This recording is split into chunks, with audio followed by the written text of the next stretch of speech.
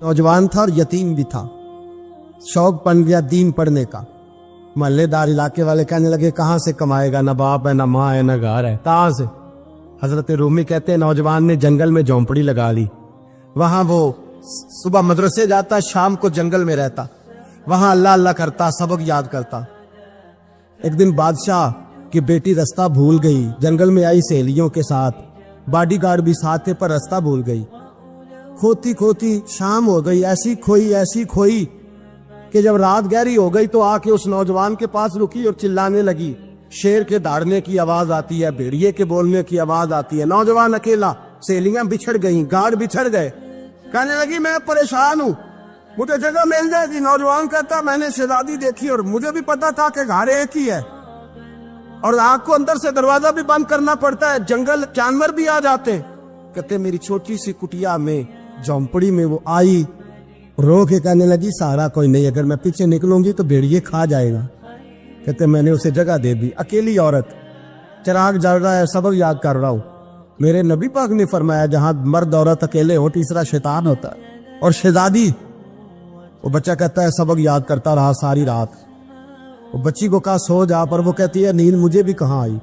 ऐसे मौकों पर नींद, सारी रात सबक याद करता। थोड़ी थोड़ी देर के बाद चिराग जलता तो उस पर उंगली रखता, हाथ जलता तो पीछे खींचने, फिर दूसरी उंगली रखता, थोड़ी देर के बाद जलता तो खींचने, हाथ सारा जल गया। सुबह किरणें चमकी तो कहने लगा चल निकल जा, दौड़ जा, बस बड़ा सब्र का इम्तिहान हो गया, चली जा। शहजादी बाहर निकली, सिपाही ढूंढ रहे थे। बादशाह खुद जंगल में निकला हुआ था, मेरी बेटी मिल गई। बादशाह तन्हाई में जाके कहने लगा बेटा मैं दुनिया को बताऊंगा कि मेरी बेटी खोई नहीं थी, सिपाही साथ ही थे। ये बड़ा मुश्किल होता है, बेटी तो भूल के भी रात कहीं रह पड़े तो लोग जीने नहीं देते, तो बेटा मुश्किल हो जाएगा मेरे लिए। कहाँ थी? उसने कहा नेक नौजवान के पास। उसने कहा बेटा मैं तो तेरी बात मानूंगा पर दुनिया नहीं मानेगी। अगर उस नौजवान ने किसी को बता दिया कि तू उसके पास थी तो फिर लोग मेरा जीना मुहाल कर देंगे।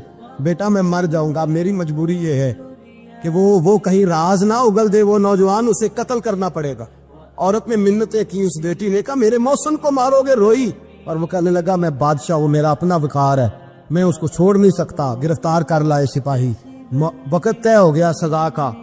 अकेले कारकोशरी में रखा गया, जो उसके खास एतबार वाले थे उनकी ड्यूटी लगाई। बादशाह ने बुलाया, पहले बिलम आया। औरत कहने लगी, बेटी कहने लगी एक दफा तो बुलाओ ना, एक सवाल बस पर्दे में रह के पूछना है और फिर जो आपका जी चाहे, मेरे मौसम को मारना तो है, तो मर्जी आपकी। सामने खड़ा किया, नौजवान पर्दे के पीछे, औरत खड़ी हो गई। बादशाह बीच बैठ गया। बीबी कहने लगी सारी रात बेदार मैं भी रही, सोया तू भी नहीं। वो जो तू चिराग के करीब हाथ लगा के जलाता था वो समझ नहीं आई। नौजवान रो पड़ा, कहने लगा क्या करूं, मैंने रसूलुल्लाह का दीन पढ़ा है, क्या करूं, मैंने हुजूर का दीन पढ़ा है। मैंने पढ़ा है कि जानी को सबसे नीचे दोज़ख के सबसे निचले दर्जे में जलाया जाए, उसे जहन्नमियों का पीप और रेशा पिलाया जाए, कंद खिलाया जाए। ये रवायतें पड़ी हुई थी। थोड़ी थोड़ी देर के बाद शैतान मुझे कहता था बदकारी कर ले। मैं अपना हाथ उसी वक्त जब शैतान मशवरा देता तो मैं आग पे करता। मैं कहता अगर ये बर्दाश्त हो गई तो वो भी हो जाएगी। जब हाथ जलता तो मैं समझ जाता नहीं तुझसे तो ये नहीं बर्दाश्त होती तो वो कैसे होगी। फिर मुझे शैतान मशवरा देता कोई देख नहीं रहा, तू बुलाने नहीं गया, खुद आई। मैं दूसरी उंगली लगा देता। मैंने हाथ जलाया और मैं समझ गया जब छोटे से चिराग की इतनी सी शमा की आग नहीं बर्दाश्त होती तो दोज़ख कैसे बर्दाश्त होगी। कहते मैं बाज आया। बादशाह ने ये कहानी सुनी, लफ्ज सुने तो चीख मार के रोया। कहने लगा तालिब इल्म तू तो मेरे नबी का सच्चा गुलाम है और मेरे रसूल के जो सच्चे गुलाम होते हैं उन्हें फांसियां नहीं दी जाती, उन्हें तख्त पर बिठाया जाता है। अब तुझे सजा नहीं होगी बल्कि मैं अपनी बेटी का निकाह तेरे साथ करूंगा और मेरे बाद इस सल्तनत का बादशाह भी तू ही बनेगा।